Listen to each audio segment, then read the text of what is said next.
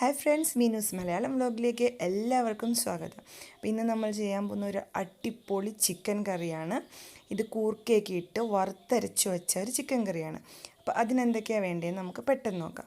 ഞാനൊരു അരമുറി തേങ്ങ ചിരകിയത്, പിന്നെ 2 ടീസ്പൂൺ മല്ലി, 2 ടീസ്പൂൺ കുരുമുളക്, ഒരു 4-5 വറ്റൽമുളക്, ജാതിപത്രി ഒരു കഷ്ണം, കറുവപ്പട്ട 2 കഷ്ണം, ഏലക്ക, പിന്നെ നമ്മുടെ സ്റ്റാർ അനീസ് ഉണ്ടല്ലോ, സ്റ്റാർ പോലെ ഇരിക്കുന്ന ആ മസാല, അതും ഒരു ചെറിയ പീസ് എടുത്തിട്ടുണ്ട്.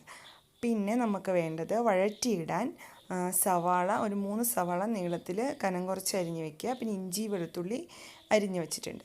പിന്നെ വേണ്ട കൂർക്കയാണ്. ഇത് ഞാൻ കഴുകി വൃത്തിയാക്കി വെള്ളത്തിലിട്ട് വെച്ചിരിക്കുകയാണ്, അതല്ലെങ്കിൽ കറുത്തു പോകും.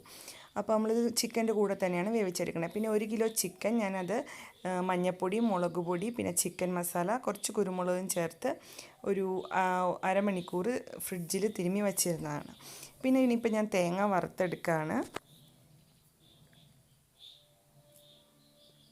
ആദ്യം തേങ്ങ മാത്രം ഒന്ന് പാനിലിട്ട് വറുക്കുക. അത് കഴിഞ്ഞിട്ട് തേങ്ങ ഒന്നായി വരുന്ന സമയത്ത് നമുക്ക് മസാലയൊക്കെ ചേർത്ത് കൊടുത്താൽ മതി. അല്ലെങ്കിൽ മസാലയൊക്കെ വല്ലാതെ അങ്ങ് മൂത്ത് അതിൻ്റെ ടേസ്റ്റും മണവും ഒക്കെ മാറിപ്പോവും.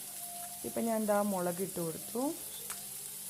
വറ്റൽ മുളക്, ജാതിപത്രി, പട്ട, ഗ്രാമ്പൂ, ഏലക്ക എല്ലാം ഇട്ട് കൊടുക്കണം.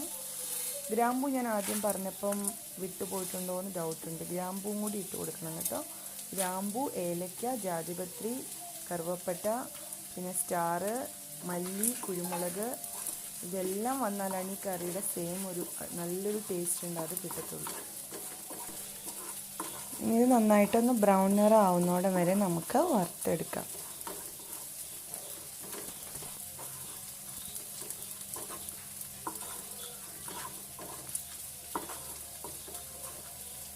സാധാരണ നമ്മൾ ബീഫൊക്കെയാണ് കൂർക്കിയിട്ട് വയ്ക്കുന്നത്, പക്ഷെ ചിക്കൻ അങ്ങനെ വെച്ചാലും നല്ല ടേസ്റ്റാണ് കേട്ടോ. ഇനി നമ്മൾ കുറച്ച് കറിവേപ്പിലയും കൂടി ചേർത്ത് കൊടുക്കുകയാണ്. അപ്പോൾ അതിൻ്റെ സ്മെല്ലൊക്കെ കൂടെ വരുമ്പോൾ നമ്മൾ ഈ തേങ്ങ വറുത്തെടുക്കുന്നതിന് നല്ലൊരു സ്മെല്ലും ടേസ്റ്റും ഒക്കെ കിട്ടും.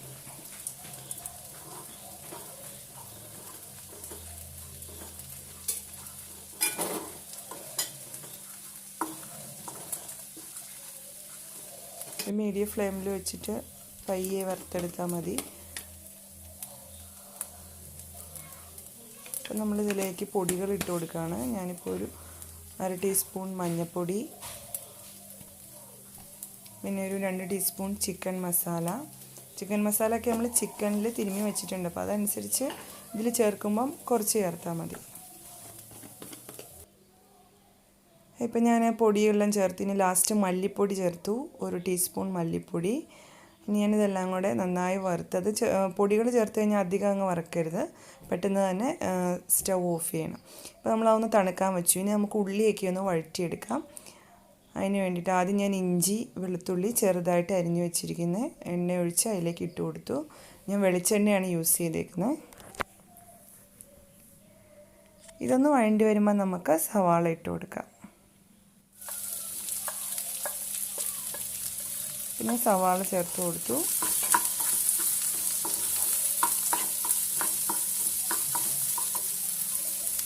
സവാള പെട്ടെന്നൊന്ന് മൂത്ത് കിട്ടാൻ വേണ്ടിയിട്ട് നമുക്ക് ലേശം ഉപ്പ് ചേർത്ത് കൊടുക്കാം.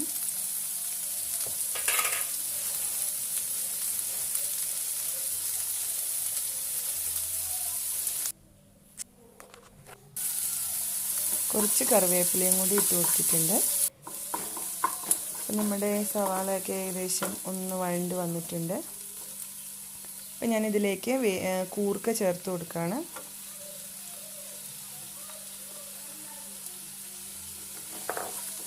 ഇതൊരു 1/4 കിലോ കൂർക്കയേ ഉണ്ടാവുള്ളൂ. ചിക്കൻ്റെ കൂർക്ക അധികം അങ്ങ് ചേർത്ത് കൊടുത്താൽ നമുക്ക് ആ ചിക്കൻ കറിയുടെ ടേസ്റ്റ് മാറിപ്പോവും. അപ്പോൾ ഞാനിപ്പോൾ 1 കിലോ ചിക്കന് 1/4 കിലോ കൂർക്ക നീളത്തിൽ അരിഞ്ഞിട്ടാണ് ചേർത്ത് കൊടുത്തേക്കുന്നത്.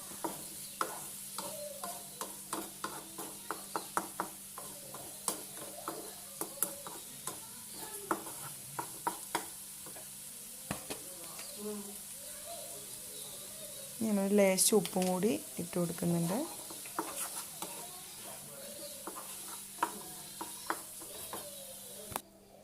ഇനി ഞാനിതെല്ലാം ഒരു ചട്ടിയിലേക്ക് ഒരു മൺചട്ടിയിലേക്ക് മാറ്റി. മൺചട്ടിയിലാണ് ഇനി നമ്മളിത് വേവിച്ചെടുക്കാൻ പോകുന്നത്. ജസ്റ്റ് വഴറ്റുന്നതിന് മാത്രമാണ് ഞാൻ നോൺ സ്റ്റിക്കിൻ്റെ പാത്രം എടുത്തത്. ഇപ്പം ഞാൻ ആ വഴറ്റിയെല്ലാം കൂടി മൺചട്ടിയിലേക്ക് ഇട്ട് കൊടുത്തിട്ട് ചിക്കനും ചേർത്ത് ഇതിലാണ് ഇനി വേവിച്ചെടുക്കുന്നത്. അപ്പോഴാണ് നമ്മുടെ കറിയുടെ കറക്റ്റ് ഒരു ടേസ്റ്റ് കിട്ടത്തുള്ളൂ.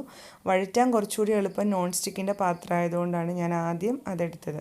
അപ്പോൾ വേവിച്ചെടുക്കുന്ന നേരത്ത് നമ്മളിതുപോലെ നന്നായി വഴറ്റി ഒന്ന് ഇതായി കഴിയുമ്പോൾ കൂർക്കയെല്ലാം ചേർത്തിട്ട് നമ്മളിതിലേക്ക് ഇട്ട് കൊടുത്ത് ചിക്കനും ഇട്ട് ആവശ്യത്തിന് വെള്ളവും അരപ്പും ചേർത്ത് കൊടുത്ത് വെള്ളവും ചേർത്ത് കൊടുത്ത് അടച്ചു വെച്ച് വേവിച്ചെടുക്കാം. ഇപ്പം ഞാൻ എന്താ നമ്മൾ തേങ്ങ വറുത്ത അത് നന്നായിട്ട് നല്ല പേസ്റ്റ് പോലെ അരയണം. അരച്ചത് ചേർത്ത് കൊടുത്തിട്ടുണ്ട്. ഇനി നമുക്ക് കുറച്ച് വെള്ളം ഒഴിച്ചു കൊടുക്കാം. ആ മിക്സിക്കകത്ത് പിടിച്ചിരിക്കുന്നതൊക്കെ ഒന്ന് നന്നായി അലിഞ്ഞ് വരാൻ വേണ്ടിയിട്ട് അതിൽ തന്നെ കുറച്ച് വെള്ളം ഒഴിച്ച് ചേർക്കാം. മിക്സിയുടെ അടപ്പിലും മിക്സിയിലും ഒക്കെ ഉള്ളത്. അത് കൂടാതെ പിന്നെ വെള്ളം ആവശ്യമാണെങ്കിൽ നോക്കിയിട്ട് ചേർത്ത് കൊടുക്കാം.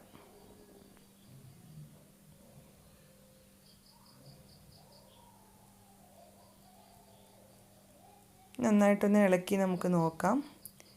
വെള്ളം വേണമെങ്കിൽ കുറച്ചും കൂടി ചേർക്കാം. പിന്നെ ചിക്കൻ വേവുമ്പം ചിക്കനിൽ നിന്നും കുറച്ച് വെള്ളം വരും. അപ്പം എനിക്ക് തോന്നുന്നു കറക്റ്റായിരിക്കുമെന്ന്.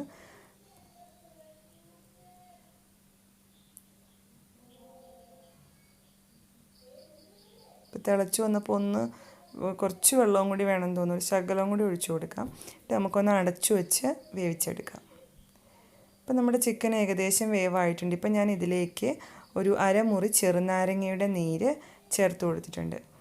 ഇത് കറിക്ക് ഒരു പ്രത്യേക പുളിയും ഒരു ടേസ്റ്റും ഒക്കെ തരും. പിന്നെ ചിക്കൻ നല്ല സോഫ്റ്റ് ആവും.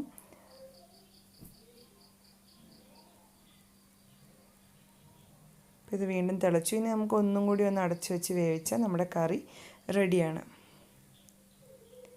കുറച്ച് കറിവേപ്പിലേക്ക് ഇട്ട് കൊടുത്താൽ നമ്മുടെ വറുത്തരച്ച ചിക്കൻ കറി, വറുത്തരച്ച കൂർക്കയിട്ട് വെച്ച ചിക്കൻ കറി റെഡിയാണ്. അപ്പോൾ എല്ലാവരും ട്രൈ ചെയ്ത് നോക്കണേ. ഇത് ഭയങ്കര ടേസ്റ്റാണ്. നമുക്ക് ചോറിൻ്റെ കൂടെയും അപ്പത്തിൻ്റെ കൂടെയും പൊറോട്ടയുടെ കൂടെയും ഒക്കെ കഴിക്കാം. പക്ഷേ ഇപ്പോൾ ഇവിടെ ഞാൻ കഴിക്കാൻ പോകുന്നത് ചക്കപ്പുഴുക്കിൻ്റെ കൂടെയാണ്. ചക്കപ്പുഴുക്കുണ്ടെങ്കിൽ അതിൻ്റെ കൂടെ ഇത് അടിപൊളി കോമ്പിനേഷനാണ്. അപ്പോൾ എല്ലാവരും ട്രൈ ചെയ്ത് നോക്കുക. നമുക്ക് വീണ്ടും ഒരു റെസിപ്പിയുമായി കാണാം. Bye bye.